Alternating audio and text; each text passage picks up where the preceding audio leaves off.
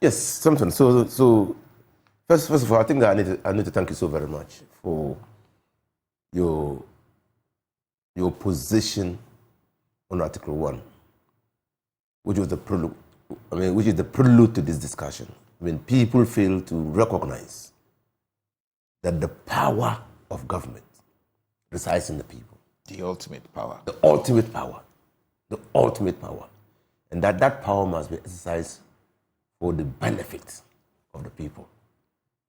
And until we begin understanding these hallowed words in the Constitution, probably we will always think that we are secondary citizens in this country. So I thank you so very much. I was actually moved. And citizens are careful. They know how they can see things that look discriminatory, even though the Constitution says they are not to be discriminated against. They've seen big people, quote unquote, people with status, class, so to speak, who get into the biggest troubles.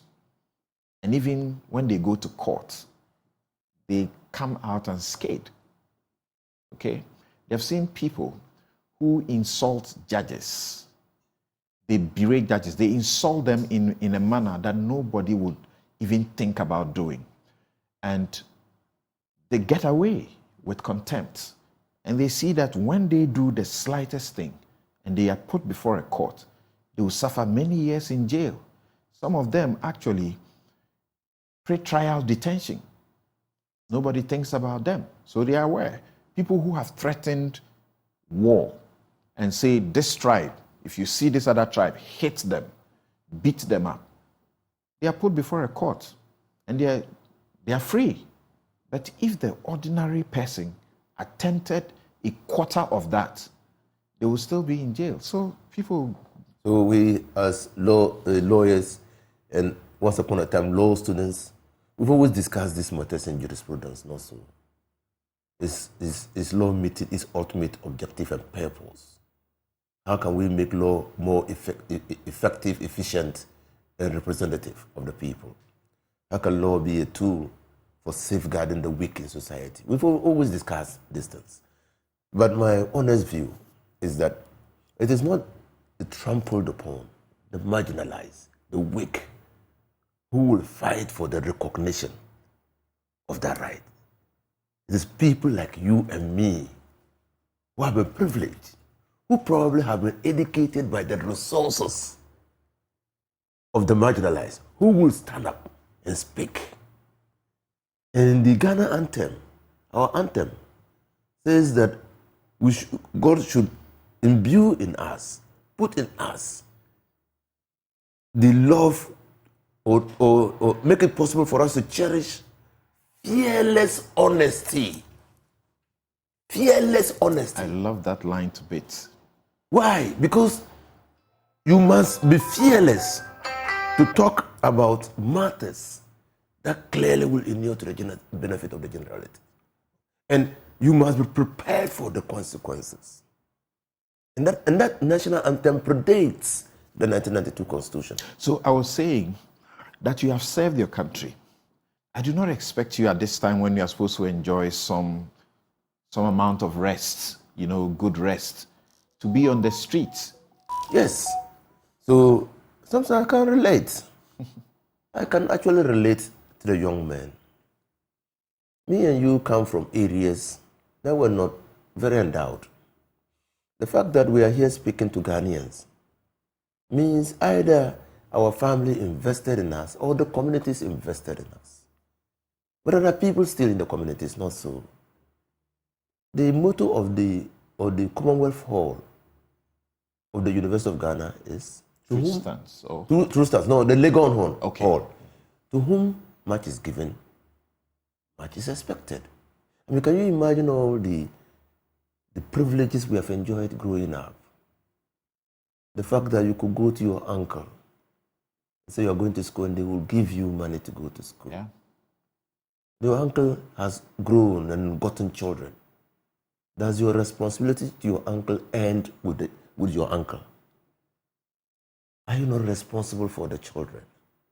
And if they are growing up and the country in which we are managed in a way as to compromise their future, don't you have an intergenerational responsibility to ensure that your actions now will create a better future for them? Aren't we? How is human progress recorded? You have children. You pray and hope that even though you've achieved national stardom, your children will achieve African stardom or world stardom. That's how progress is recorded. You can't hope to be better than your children. Then that's retardation. So yes, I've been given tremendous privileges to serve this country. But I still can relate to the pain and suffering of the youth. And I told you 2 weeks or so ago that I had a stirring in me that what the young men came out to do was right and legitimate, and that no action should be taken to frustrate them. They should be allowed to talk about how they see things and whether the way things are going would better their lives in accordance with Article 1 of the Constitution. The same consideration animated my thoughts when the NDC, together with civil society organizations, decided to embark on a demonstration. Yes, I'm NDC. But what is the demonstration about? It's about recklessness. We'll talk about what the demonstration is about, the purpose. But that is supposed to be hooliganism on the part of members of parliament, legislators, representatives of the people in parliament who have other civilized avenues to vent the same, plaint. Well, that statement from Addison has been condemned by all right-thinking people, right-minded people. Because you see, we all know, and your listeners know, that the demonstration was made possible by Article 21 of the Constitution. Article 21, 1D. D of the Constitution. Right.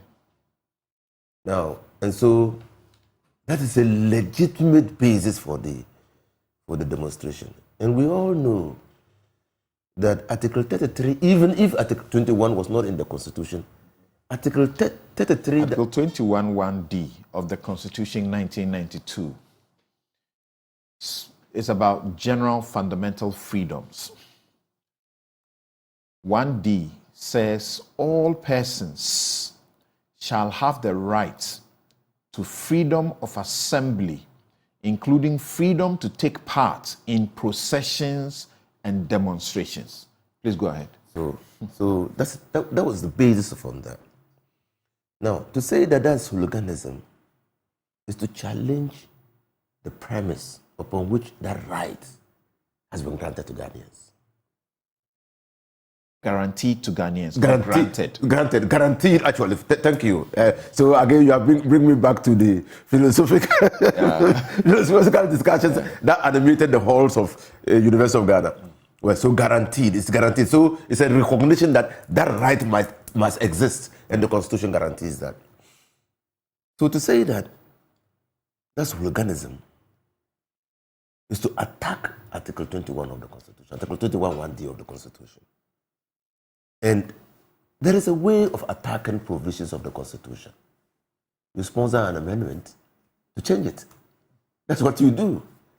I mean, if you don't sponsor an amendment to change it, that provision becomes part of the worldview that Ghanaians, our founding fathers, thought that the people of Ghana should be guaranteed those rights.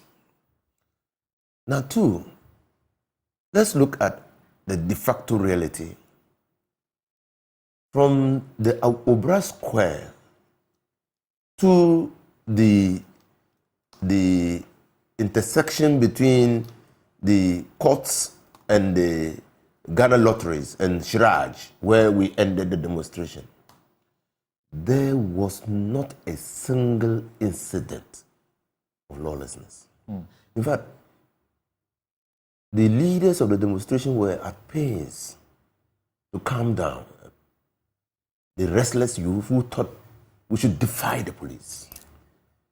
In Samson, I was there, and I can tell you, all through the march, there were decisions taken by the police on the spot of the moment. Whereas they had agreed earlier that some routes could be taken, on the day of the demonstration, they changed them. But the demonstrators acceded to that. Because we not only are Ghanaian citizens who are interested in the betterment of the country, but we also are respectful, lawful, or law-abiding citizens of this country. And so, when we got there to the opposite Ghana lotteries, we had expected to see the governor of the Bank of Ghana behind the police cordon to receive the petition. We were only told that we should elect some representatives of the demonstration to go and meet Addison. And everybody knows what turns out. But to say that for Addison to be ensconced in his office, to say the things he said, smacks of extreme level of arrogance, or a failure to understand his duty to the people of Ghana. I choose my words carefully. To the people of Ghana, not to government. Addison has been somebody who's gone through the educational system, has invested in himself. He's worked at the international level. He knows about fidelity to the law. He knows. There cannot be justification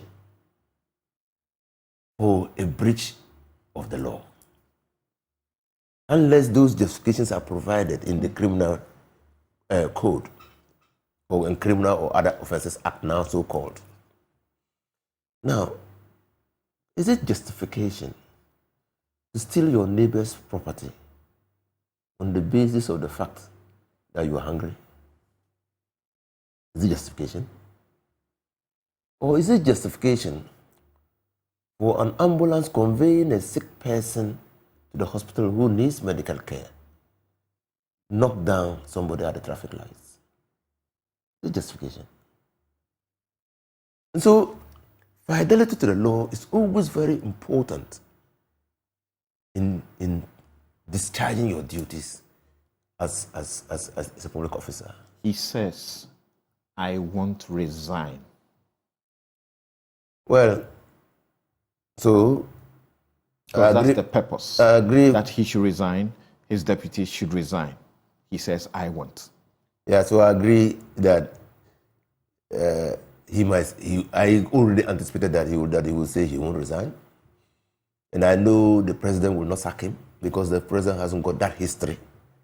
So even in situations where the president would have sacked, he's advised those people to resign. You mean the president will not demand his resignation, he'll not sack, because the president doesn't have the power to remove him? The president doesn't have the power to. There's a process. There's a process that must be gone through. The president can initiate the process.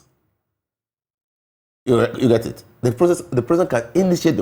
Why did they give the Bank of Ghana operational independence? Again, this question that you have asked is very important. And so you look at the web and you see clearly that probably there's something wrong with our governor. I know that when political leadership doesn't want you as a governor, if they don't want you to stay a minute or a day in that bank, they can do it. They can do it. In the same way we see when power changes, the swiftness with which the new government or new leadership is able to remove governance of the bank. But you know that the president does not, in the letter and spirit of the law, the president cannot get up today and write a letter and say, get out of that office. Oh, the president will not do that. Because he can't do that because the law does not allow it. it. If he does, or the president has done other things other than that. But if he does that, it will be an egregious violation of or breach of the status of establishing the Bank of Ghana. Now, sometimes there are what we call gray areas in the law. The president can exploit those gray areas. The president could not have sacked the chairman of the Electoral Commission, Charlotte Osei, your client. But there was a way. So she was not my client. Who was the client? I took a constitutional interpretive issue. Oh, she was going to be a beneficiary of that. Acting as she would have been a beneficiary of that suit, but she was not my client. Okay, she didn't pay. Kokubako. Kokubako was the client. Okay, so you see, he didn't take a direct route to sacking Charlotte Osei. But Charlotte Osei, the end result was that Charlotte Osei had to go. Okay. The president has since received numerous petitions from Ghanaians. And you have said consistently that a violation of the constitution that demands the declaration of assets within a certain period of time cannot be excusable. That those public officers who have done that should go. And I share that with you. But they have not gone. So there are many things that the president can do, and there are gray areas. So he will not go. The president will not initiate any move or get people to initiate moves to let him go. The president, in fact, why the president will not let him go? I mean, once upon a time there was a governor of the Bank of Ghana. He had not stayed through his term. He was called one Dr. Abdul Nasser Isahako. When the MPP won election 2016, in 2017 they came to the conclusion that they could not work with him. The late Osei Akoto in Parliament, in one of our discussions, said, "Oh, Inusah, we can't work with him.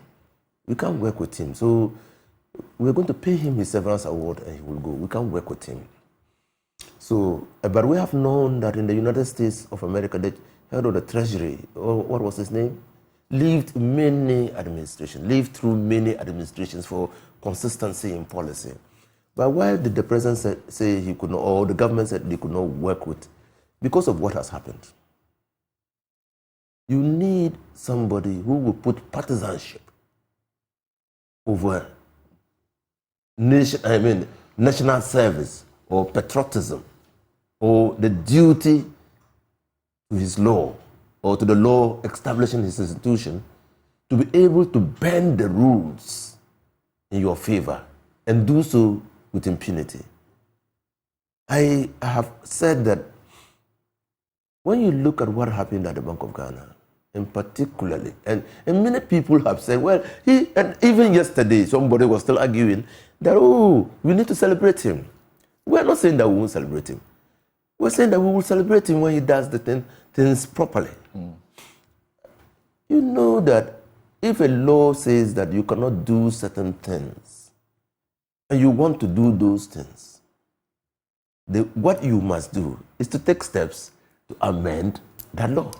Right. So let's not go back there. Finally to you, and then I'll go to my other guest.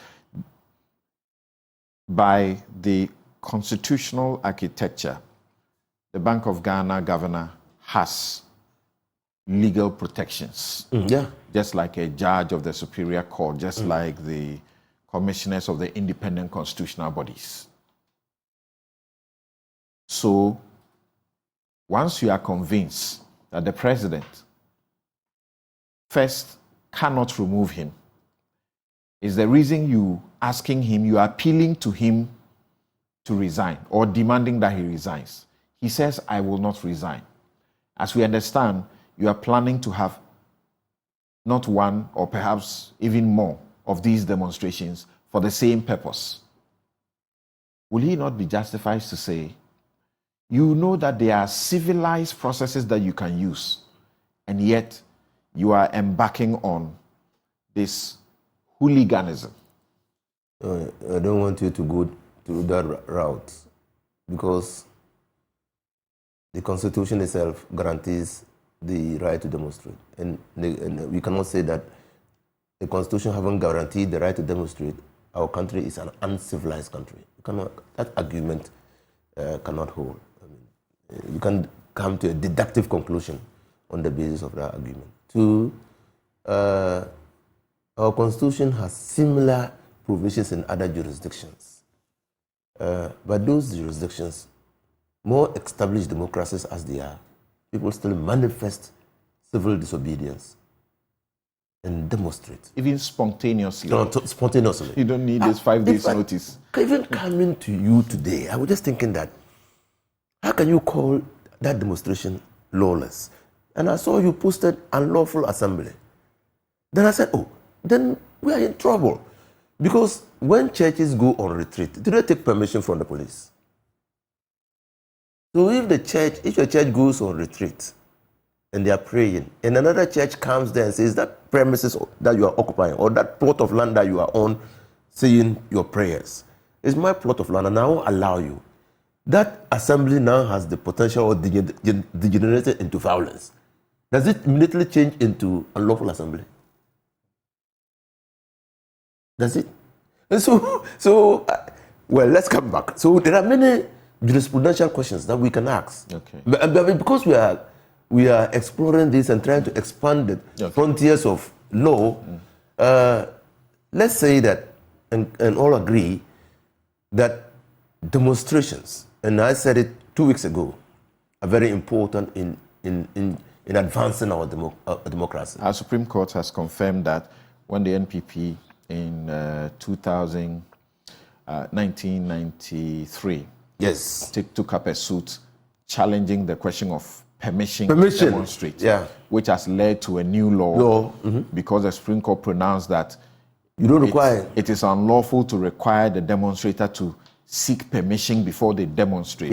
In that matter, the Supreme Court recognized that this is not only our fundamental human rights to demonstrate and assembly, it's not only inalienable, it's not only our birthright, and it's not only guaranteed by Ghana's constitution, but it's guaranteed by the African Charter, it's guaranteed by UN, other instruments, and so on and so forth. So it's not only in Ghana's laws that you find this. But let me go to Professor Bokwing.